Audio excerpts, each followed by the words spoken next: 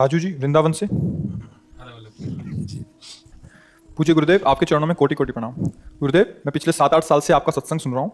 गुरुदेव, आपकी कृपा से वृंदावन धाम का वास भी मिला। गुरुदेव, व्यापार के लिए यहाँ होटल एंड रेस्टोरेंट सात्विक व्यंजनों का खोला, बट गुरुदेव दिन में व्यापार में इतना व्यस्त रहते हैं कि ब्रह्म मुहूर्त में भी नहीं उठ पा रहे। शारीरिक रूप से भी अस्वस्थ हूँ, मन भी मलिन हो गया। धामवास श्री जी ने भजन के लिए दिया था, कुछ हो नहीं पा रहा, समय भाग रहा है, मन करता है व्यापार सब बंद कर दूं। मार्गदर्शन करें महाराज जी, व्यापार और भजन मार्ग को एक साथ कैसे चलाऊं?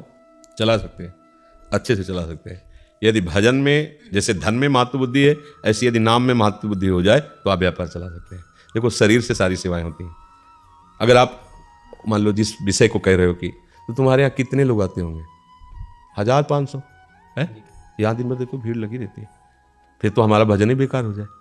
नहीं हो जाए। ऐसे ही आए हुए अतिथि को भगवान का स्वरूप मानो, अच्छे से अच्छा बनाकर पवाओ, जो उसकी पैसा होता है पैसा ले लो, नाम जप करते रहो, ये भगवत भजन हो जाएगा।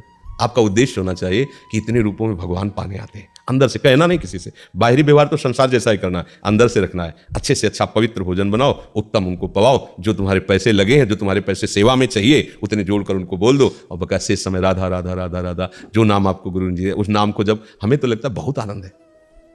बस उसको क्या है कि आपने महत्व बुद्धि धन की कर ली और व्यक्ति देख रहे हो और व्यापार धन के लिए कर रहे हो, अब गड़बड़ हो गया।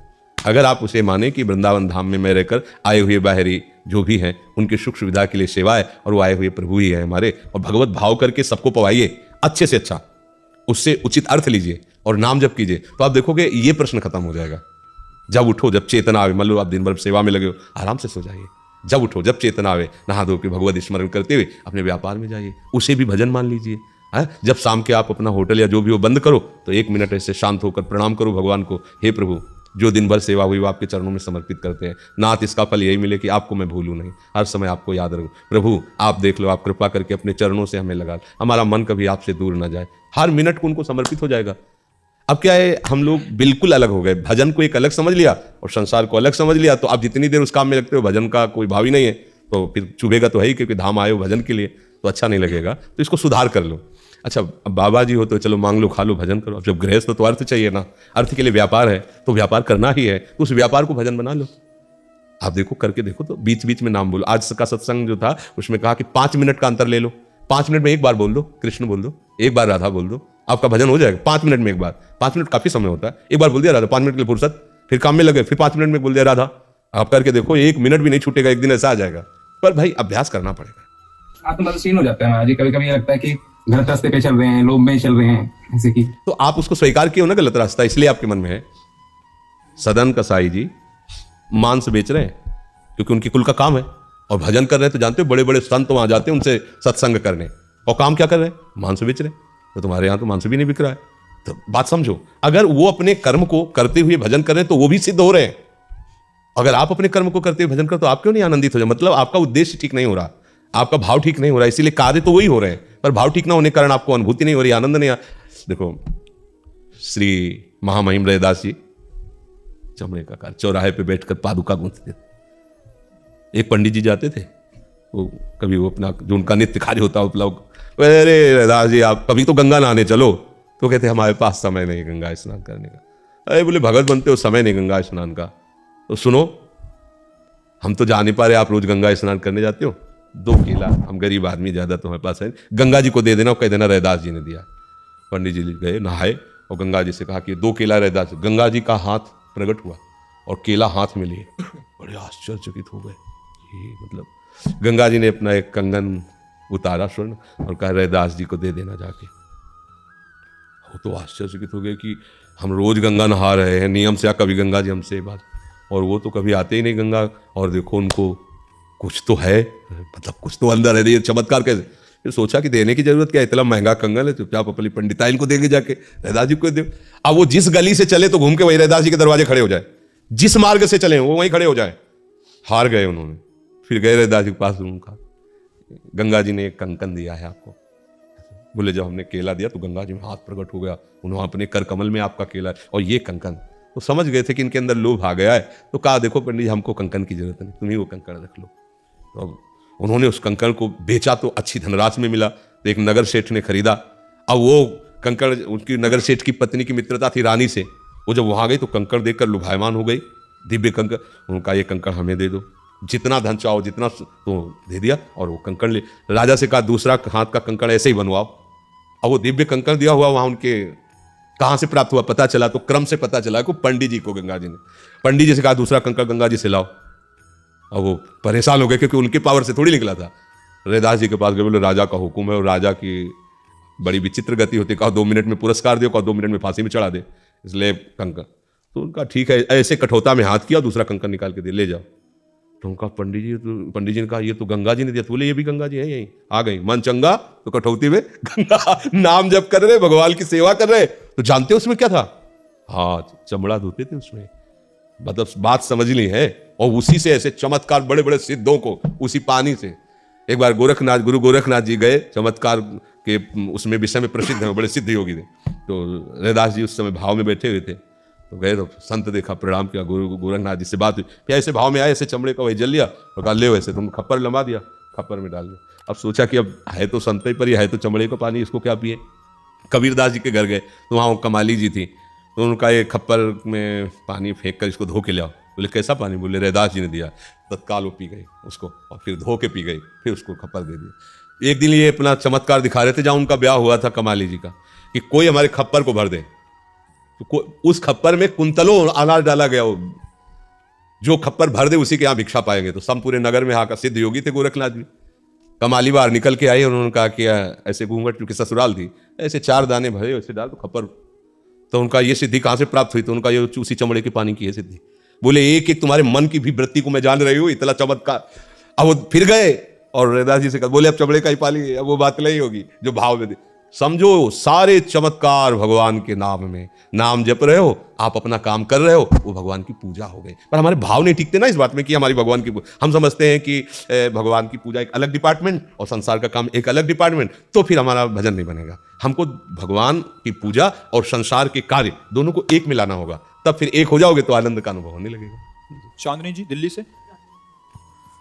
राधे राधे महाराज जी, आपके चरणों में कोटि कोटि प्रणाम। महाराज जी, परदोष दर्शन करने से मना किया जाता है सत्संग में, पर बहुत बार कुछ देखने या सुनते ही, सोचने से पहले ही गलत विचार या दोष दृष्टि हो जाती है। महाराज जी, बहुत समझाने पर भी ये दोष दृष्टि बनी ही रहती है। महाराज जी, कृपया मार्गदर्शन करें, क्या करें महाराज जी? कभी शुद्ध सोने का आभूषण नहीं बन सकता, उसमें मिलावट करने पर ही वो आकार धारण करता है, ध्यान रखना। जैसे स्वर्ण है ना, सीधे प्योर स्वर्ण का, उसमें मिलावट होगी, थोड़ी मिलावट करने पर ही वो आकार धारण करता है। कुंडल, कंकण, ये सब उसमें मिलावट। ऐसे ही जितने आकार धारण किए गए हैं, इसमें 3 गुणों की मिलावट है। शुद्ध ब्रह्म, जैसे स्वर्ण और थोड़ी मिलावट तो अन्य धातुओं के मिलने से रूप उसका होता है, ऐसे ही शुद्ध ब्रह्म और उसी से प्रकट त्रिगुणात्मिका माया, उसकी मिलावट से नानात्व दिखाई दे रहा है। अब इसमें मिलावट तो है ही 3 गुणों की। तमोगुण राक्षसी स्वभाव, हिंसा, मदिरा, मांस, नींद, प्रमाद, ये सब। रजोगुण भोग, विलासिता, इच्छा, काम, वैभव, ये सब। शतोगुण शांत, भक्ति, ये सब। तीनों, इन तीनों गुणों से जो अतीत हो जाता है वो शुद्ध ब्रह्म को प्राप्त होता है। शुद्ध ब्रह्म प्राप्त करने के लिए हमें दिखाई देते हुए भी हमको उन दोषों को नहीं देखना है, क्योंकि उनको देखेंगे तो उनकी सत्ता हमें सत्य माननी होगी। जब आप स्वर्ण समर्पित करते हो तो पेमेंट स्वर्ण का मिलता है, मिलावट का नहीं। जितना मिलावट होगा वो काट लेगा। कि आपको देखो ये है तो हार, आपने भले 10 लाख का खरीदा हो, पर अब हम हार नहीं खरीद रहे, हम स्वर्ण खरीद रहे हैं। उसमें जितना है सोना हम बकाया, वो सब निकाल के तुम्हें दे सकते हैं, उतने का पैसा देंगे। तो जब हम खरीदने जाते हैं तो मिलावट के पैसा उन्हें बेचने या खरीद, ऐसे हम अब भगवत प्राप्ति करने जा रहे हैं। तो आप क्या, जड़ चेतन गुण दोष में विश्व की न करताल, संत हंस गुण गाहे पे परिहरिवार विकार। जैसे दूध पानी मिला के रख दो तो हंस केवल दूध पिएगा, पानी छोड़ देगा। ऐसे ही तुम्हें भगवत प्राप्ति अगर करनी है तो आपको दूसरों के दोषों की ना चर्चा करनी, ना दूसरों के दोष देखने। सत्य वस्तु तो है ही ना सब जगह, सब जगह सत्य वस्तु। तो उसी सत्य वस्तु को देखिए कि ये 3 गुणों का माया का विलास है। कहीं राक्षसी लीला हो रही, कहीं राजसी लीला हो रही, कहीं सात्विक लीला हो रही, पर लीला जिससे हो रही है वो शुद्ध सत्व है, वो तत्व है। हमें उसी की प्राप्ति करनी है। तो अगर इधर दोष देखती रहोगे तो दोषों का ही चिंतन होने के कारण दोष की ही प्राप्ति होगी। भगवत चिंतन करोगे तो भगवत प्राप्ति होगी। इसलिए मना किया जाता है कि तुम्हें दोषों से निवृत्त होना है, भगवत प्राप्ति करनी है तो नाम जप करो। और दोष दिखाई दे रहे हैं तो हम भी कह रहे हैं मिलावट है, तभी ये नानात्व तो बना है। मिलावट के बिना बन नहीं सकता। तो हमको असली चीज लेनी है, मिलावट लेनी है। मिलावट लेते लेते तो जन्म जन्म व्यतीत हो गए, और ये होता ही रहेगा। इसे तुम बंद नहीं कर सकते। तुम अपने दिमाग को इससे हटा सकते हो। संसार में क्या हो रहा है, अब हम राधा राधा राधा जप रहे हैं तो हम राधा में हैं, हमारे पड़ोस में कोई मांस खा रहा है, कोई कुछ कर रहा है, कोई लड़ाई झगड़ा कर रहा है, ये तो अब हम सोचे हम राधा राधा ले तो भारत में बंद, सब राधा बोले तो तुम्हारा भी बंद हो जाएगा, क्योंकि सब कर ही नहीं सकते। सबका एक अपना स्वभाव, अपना माइंड है, अपना माया का खेल है, सब चल। आपको सुधरना है, सबको नहीं सुधरना है। ये जो लग गए ना कि हम सबको सुधार देंगे, वो खुद बह जाते हैं। सुधारने देखो, भगवान भी अवतार लिए, सब सुधरे क्या? भगवान स्वयं अवतार लिए। भगवान ने कहा कि हमारा अवतार ही होता है धर्म की स्थापना करने के लिए, दुष्टों का विनाश करने के लिए। पर ऐसा तो नहीं हुआ कि भगवान के अवतार के बाद दुष्ट हुए ही नहीं है। वो सृष्टि है, 3 गुणों से रची है, थोड़ी देर के लिए है, थोड़ी देर के लिए। जिस समय भगवान विराजमान सामने जो है सब ठीक हो जाएगा, लेकिन इसके बाद फिर वही हुआ, फिर वही शुरू। तो भगवान फिर अवतार लिया अगले युग में। तो नष्ट तो नहीं हो गया कि ये दाइंड हो गया, खत्म, अब नहीं होगा, कोई राक्षस नहीं पैदा होगा, कोई दुष्ट नहीं पैदा, ऐसा तो नहीं हुआ ना, क्योंकि 3 गुणों से रचित है। वो अपनी सृष्टि होगी, एक तमोगुणी, एक रजोगुणी, एक सत्वगुणी। हमको क्या करना है? हमको ये सब विनाश कर देना है। कहां से? अपने अंदर से। सृष्टि का लय पूरा, नानात्व का लय, केवल एक भगवान, अब संसार नहीं, अब भगवान। उमा कहूं मैं अब अनुभव अपना, सत हरि भजन जगत सब सपना। तो सपने की बात को हम सत्य मानकर यदि गाएंगे, देखेंगे, वर्णन करेंगे, तो हमारा जीवन भी स्वाप्निक ही हो जाएगा। इसलिए हमें लगता है, हम ये नहीं कह रहे कि सब निर्दोष हैं, हम ये नहीं कह रहे, है माया के खेल हैं, 3 प्रकार के हैं। आप किस खेल में खेलना चाहते हैं? अगर आप उसी खेल में जाते हैं तो प्रश्न का कोई अस्तित्व ही नहीं रहा। अगर आप उस खेल में नहीं जाते तो हमें नहीं देखना।